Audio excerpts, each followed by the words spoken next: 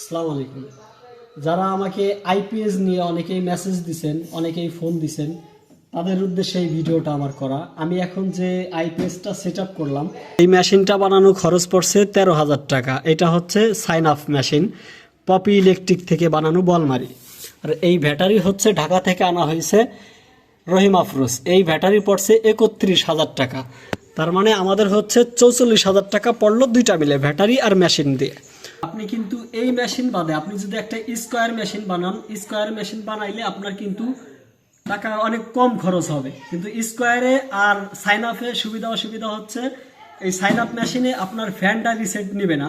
আপনি যখন ফ্যান বিদ্যুৎ চলে যাবে, ফুল স্পিডে ফ্যান চলবে, ওটা হচ্ছে স্কোয়ার যদি বানান, ওইটাই খরচ কম পড়বে। আর যদি আপনি হ্যামকো ব্যাটারি বা অন্য অন্য কোম্পানির ব্যাটারি নেন, এই ব্যাটারিতে আরও কম পড়বে খরচ।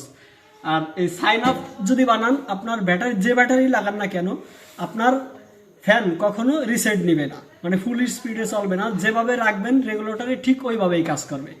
যদি ভিডিওটি ভালো লাগে অবশ্যই শেয়ার করে দিবেন।